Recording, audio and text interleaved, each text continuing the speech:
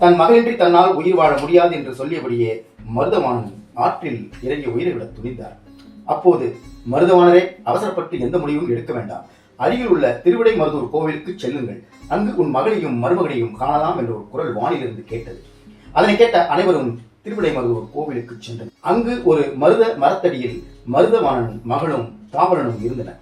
அவர்களை கண்டதும் மனம் மகிழ்ந்த மருதவாணன், வரும் வழியில் மாலை மாற்றில் திருமணம் செய்து கொண்டதால் தான் இருவரும் ஆற்றில் இறங்கிய போது காணாமல் போய்விட்டீர்கள்.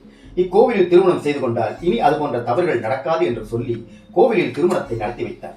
அப்போதுதான் தன் மகளாக பிறந்தவர் பார்வதி தேவி என்பதும் மருமகன் தாவலனாக வந்தவர் இறைவன் சிவபெருமான் என்பதும் அவருக்கு தெரிந்தது. அதனை அறிந்து அவரும் குடும்பத்தினரும் பெரும் மகிழ்ச்சி அடைந்தனர். இதற்கிடையே மருதவாணன் வீட்டுக்கு சென்ற சோழ மன்னன் கருப்பு பெண்ணாய் கட்டப்பட்டிருந்ததை கண்டு பெரும் கோபமடைந்தான். அங்கிருந்த வணிகர்கள் அனைவரும் துன்புறுத்தும்படி ஆணையிட்டான். அவனுடைய துன்புறுத்தலை தாங்க முடியாத பலர் அங்கிருந்து இடம்பெயர்ந்து பல்வேறு இடங்களுக்கு சென்றனர். அதன் பிறகு பல ஆண்டுகள் கடந்துவிட்டன. பிற்காலத்தில் அந்த சோழ மன்னன் மரபு வழியில் வந்தவர்கள் பெரும் துன்பத்துக்கு ஆளானார்கள். அவர்கள் தங்கள் முன்னோர் ஒருவர் வணிகர்களுக்கு செய்த கொடுமைகளும் துன்பங்களுமே தற்போதைய துன்பத்துக்கு காரணம் என்பதை கண்டறிந்தனர். உடனே அவர்கள் வணிகர்களை அழைத்து பேசினர். தன் முன்னோர் செய்த தவறை மன்னிக்கும்படி வேண்டிக் கொண்ட புதிய மன்னன் இறைவனுக்கும் இறைவிக்கும் திருமணம் செய்யும் விழாவை ஆண்டுதோறும் தானே முன்னின்று நடத்துவதாக தெரிவித்தார். அதற்கு மறுப்பு தெரிவித்த வணிகர்கள் இறைவன் இறைவி திருமண விழாவினை தாங்களே நடத்துவோம் என்றனர். இரு பிரிவினருக்கும் இடையே மீண்டும் கருத்து வேறுபாடு ஏற்பட்டது.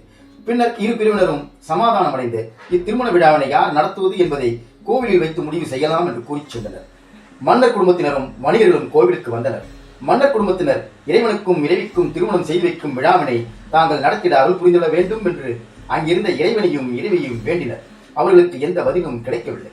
அதன் பிறகு வணிகர்கள், எங்கள் வணிக குலத்தில் பிறந்து எங்கள் அன்புக்குரியவளாக இருந்த இறைவியே, உண்மையில் கொண்ட எங்கள் அன்பு பிரியாமல் இருக்க உன் திருமணத்தை நடத்தும் உரிமையை எங்களுக்கே அளிக்க வேண்டும் என்று சொல்லி வேண்டியபடி அன்பு பிரியாள் அம்மா என்று பாசத்துடன் 3 முறை அழைத்தனர். அப்போது இறைவியிடமிருந்து ஏனப்பா ஏனப்பா ஏனப்பா என்று 3 முறை பதில் வந்தது.